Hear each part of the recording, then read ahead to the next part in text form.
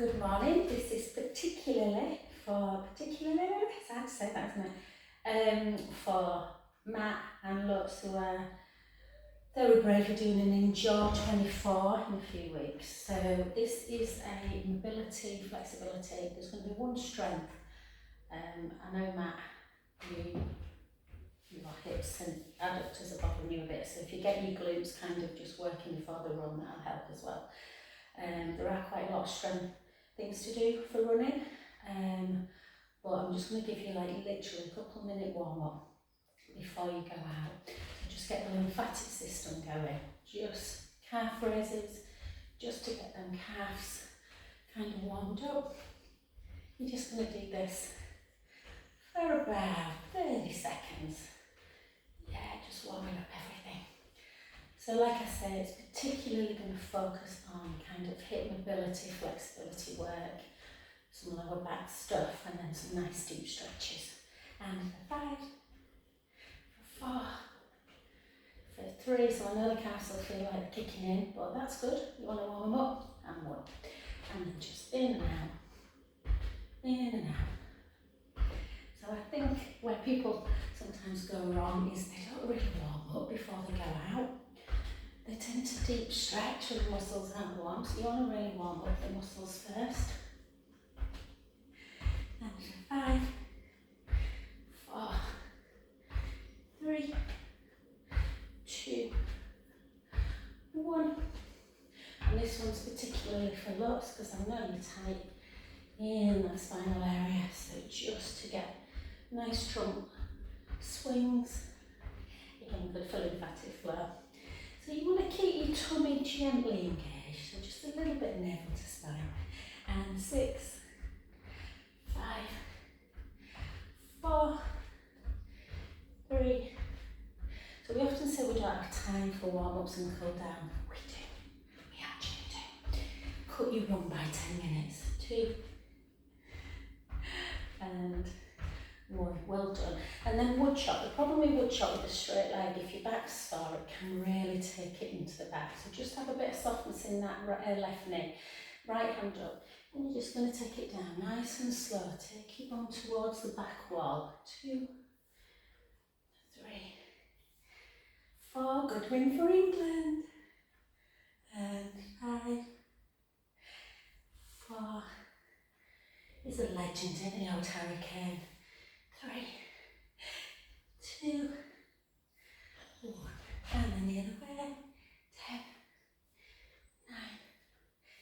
9, 8, 7. I hope my camera keeps, doesn't run out.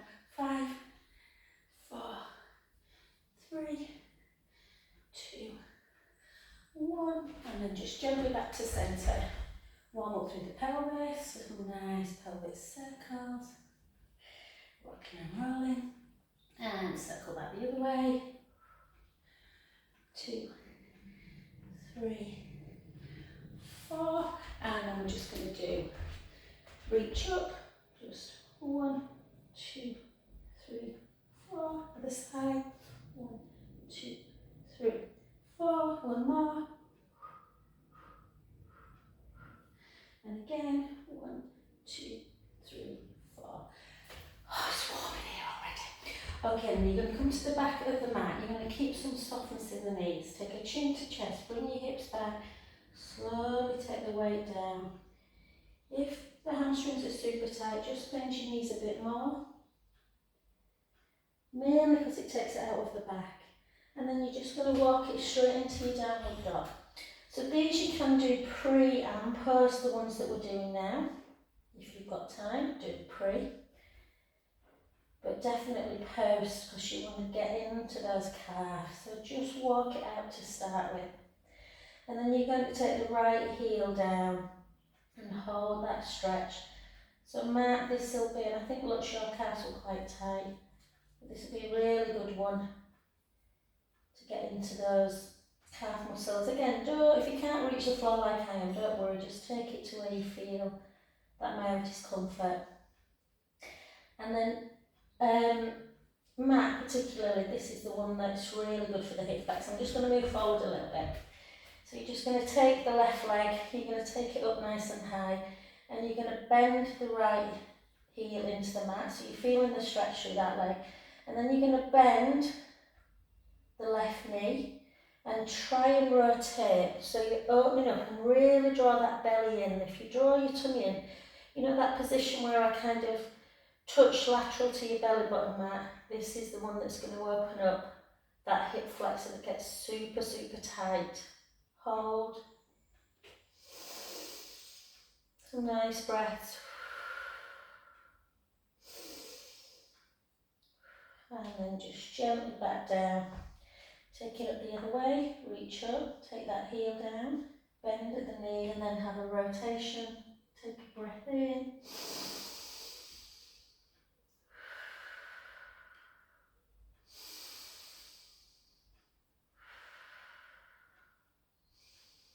And beautiful. And then we're just going to come down onto the floor. So again, these are pre and post. Take your nice cow pose. And if the back's really tender, lutz, just see how that back feels. Although you were tight as well, to be fair, Matt. You just might do some little pelvic imprint releases. So you just arching through the back and then tuck in. And if you feel like you're getting more relief from one position, just hold it. Maybe 3-4 breaths in and out.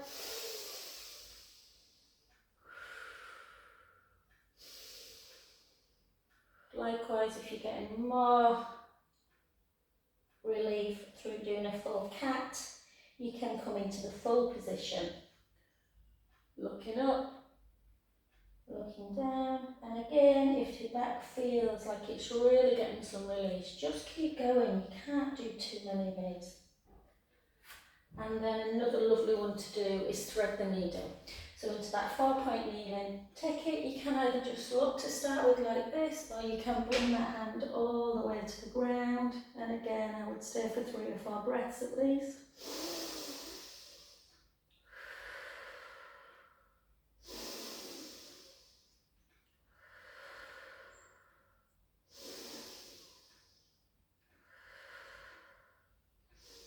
Slowly up, and again, reach up, under. Sometimes people like to take this hand up as well. I tend to just keep it down.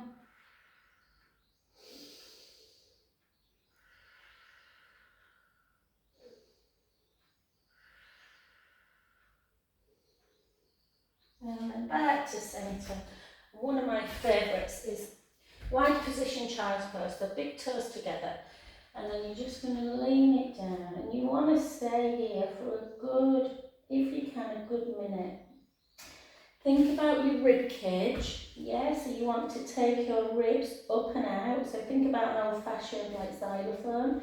So you want to bring your ribs up and out on the in-breath. Out-breath, just float that down a little bit. And again.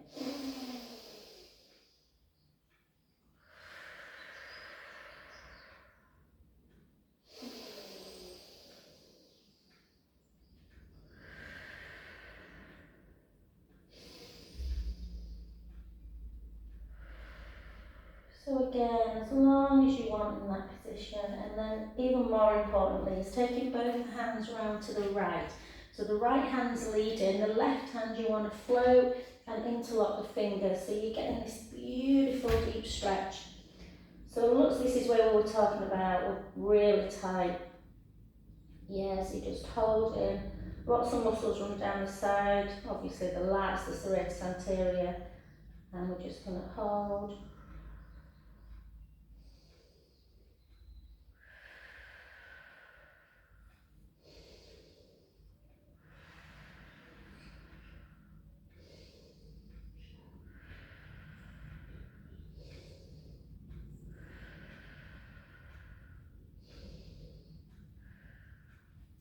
Beautiful.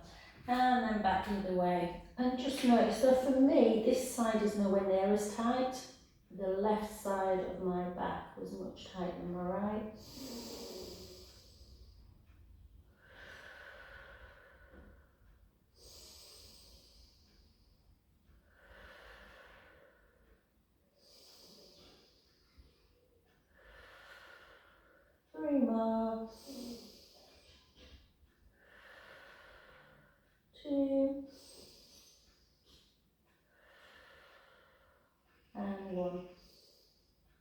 beautiful. And we've just got 2 more. So, bridge is so important. So it depends what you want. Again, I would be tempted to do this for this one now. I would be tempted to do this pre a run, because sometimes you want to try and get the glutes engaged before you run, so you're not just running from the hamstrings, the quads. So with a bridge, very important, take yourself off somewhere nice, try and just get a little bit of zen. I know it's hard. Keep this length through the chest. Yeah, remember, as you get tired, you go into a bit of a rounded kyphotic back, so keep it nice and stretched out, feet in parallel. I'm just going to start in neutral spine. We're going to take a breath in, and then we're going to do that little pelvic tilt, and then push the feet very firmly into the mat to come up into your bridge position. So remember, with bridge, guys, we're not coming up onto our neck, we're just coming into our shoulder blades. We'll take a breath in at the top, and then we slowly lower. So what bridge allows, because when you're doing it nice and slow, the disc can get dehydrated. I always feel a bit, when I'm kind of talking about anatomy to a doctor, so apologies, Lutz, if I'm teaching you how to suck eggs. But obviously the discs need movement, lotion. Motion is lotion, I love that. And then just come up. So bridge strengthens, it mobilises, it does lots of stuff. So you could just do 6 to 8 bridges, which is lovely. Or if you've got tight through your kind of the psoas, so that muscle we were talking about, Matt, in class, in massage the other day, you're just going to try and push the right knee forward. So try and push the right knee forward. So the right hip elevates slightly, and that's just providing a stretch for the psoas muscle. So this one I might do post a run as well. Push, and then again, push. So you're sending the knee forward. The psoas muscle, P, if you're looking for it, it's P, P-S-O-A-S. It doesn't begin with an S. I've got a full book on the psoas. It's a very powerful instrument in the body, muscular, and then gently down.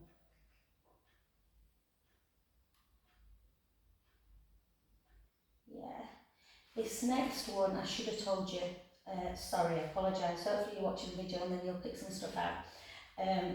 This next one I would do pre a run, so before a run if you can, do a couple of bridges, maybe 4 or 5, not a couple, 4 or 5 to mobilise the spine, and then to get the glutes activated, keep your left foot on the mat, bring your right leg to tabletop, drop a few inch, lift, drop, lift, drop, lift, just to try and activate, try and activate the glute.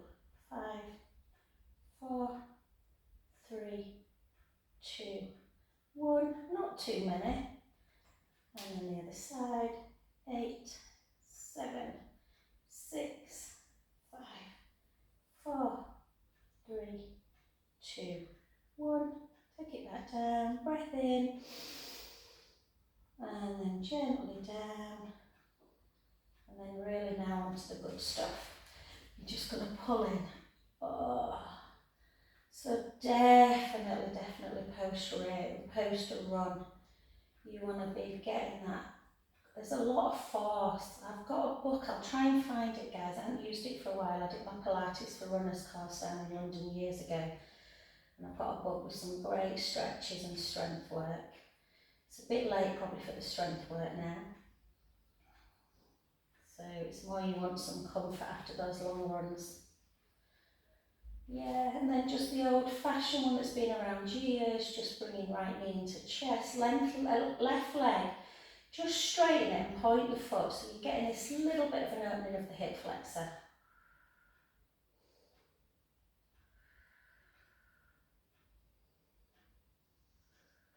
And we switch. So nothing wrong with doing all, this full video pre-run, but you're probably not going to do that. It's more important that you just do that little warm-up at the front, a few calf raises, few kind of trunk swings, a few kind of, you know, taking your butt, so not butt, your heel towards your butt. And then this one mat is really, really efficient. It's so beautiful. It's just, you just take your arms and all you're going to do is keep the right leg nice and still. And then internally rotate the right foot, the right hip, and you're able to get that knee to the ground. Hold.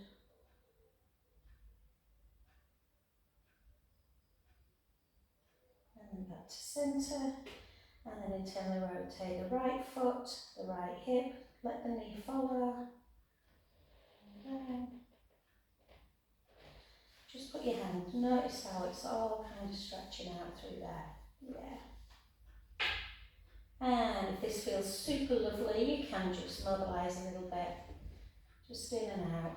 The beauty of doing it slow is you try and lead with the foot and the hip, not the knee first, otherwise the knee will kick in a little bit. And again. And then again, definitely post run. Put one leg into tabletop. This is the piriformis stretch. I love this. Opposite hand comes towards that outer lateral lower leg. So you want to feel like it's in the knee, it's kind of pointing, and then you just pull in and then push in.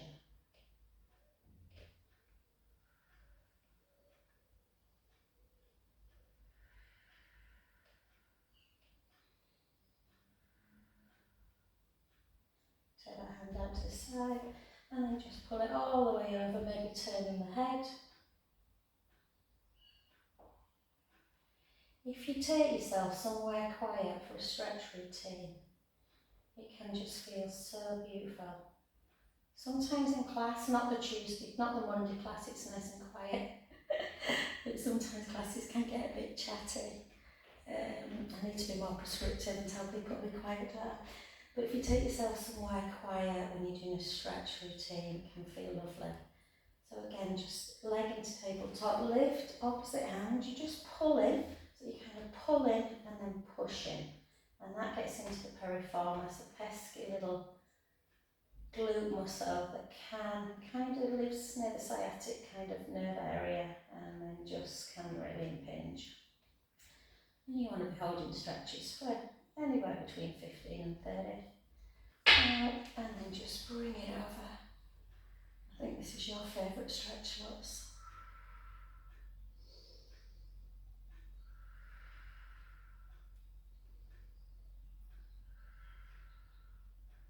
Sorry, I'd only come in for a quarter of an hour, but I'm realising that I'm actually tired as well. And then just, you know, your normal ones kind of just side to side, which you should be kind of doing daily. And then we're just going to do two more. So we're just going to come up, and I'm just going to show you from this side. So I'm going to take my right leg off the mat. I'm going to take my left foot in towards the right inner thigh. And then I'm just going to warm this shoulder over, just to get a bit of a stretch through the hamstring. And then I'm going to bring it back, and then I'm going to come over into a side bend. This is so nice. Really good for you, Lutz, because I know that's your side that gets tight over. So you get in a stretch. And then up.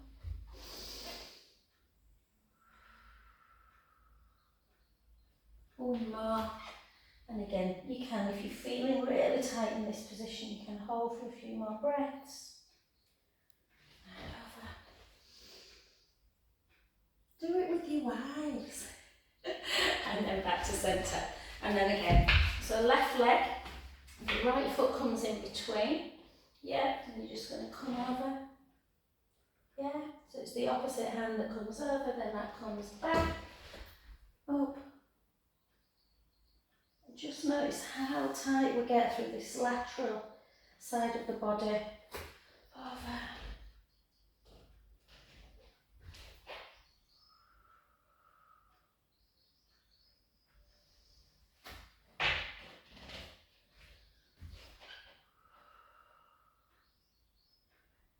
And relax well done. And last but not least, this is the one that's very, very important. Well, they're all very important, but I'm going to take, remember your kneecap, your patella is bone, so you want to protect it.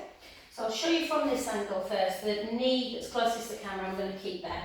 And all we're going to do is just lean forward. You want to tuck the tailbone, you want to reach up nice and tall. If you don't feel anything, I don't feel, I'm much more tighter through the back of my leg, so I don't feel masses in this. You could kind of come towards a wall and then just take that back knee up. Much stronger, but you do require, I know you've both got strength, but you might just want to have, remember stretches shouldn't feel super painful. You can take a lateral stretch. And then back to centre, and then the beauty of this one is you can straighten that front leg then. Sit, do the opposite, so you're not tucking this time, you're pushing the bum back and you're just reaching forward, so that for me is a deeper stretch in the back of that left leg. And then restack. There is one that you can do quite dynamic, where you straighten, look up, straighten, look up. But it is quite hard, so if you're not very flexible. Okay, I'm going to turn the camera this way. This time I'm going to have my right leg forward and I'm going to feel it in the left. Reach up, tucking the tailbone. So this for me just feels nice. For some people it's really hard though. And you just want to feel the stretch in the leg that's at the back through the front of it.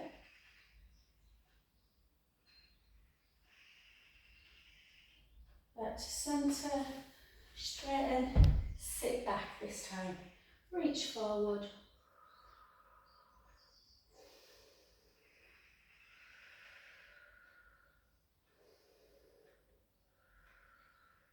Restack, I'll send this to Becky as well. And then we have finished, yeah? So all I would do is just a couple more counter-cats, or you can try and elevate one shoulder. With Pilates, we're always talking about shoulders down, but actually elevating will give you that little bit of a stretch through the side of the body, and then you can take it into that rolling cat. You just take the hips in one direction, and then switch. And you are ready to soften the knees, keep the heels away, walk the hands back. Again, if you want to stay down for a bit, you can. Restacking back up. And then maybe take a few more little pelvic circles. And hopefully that will help you. I'm going to try and get there, guys. See ya.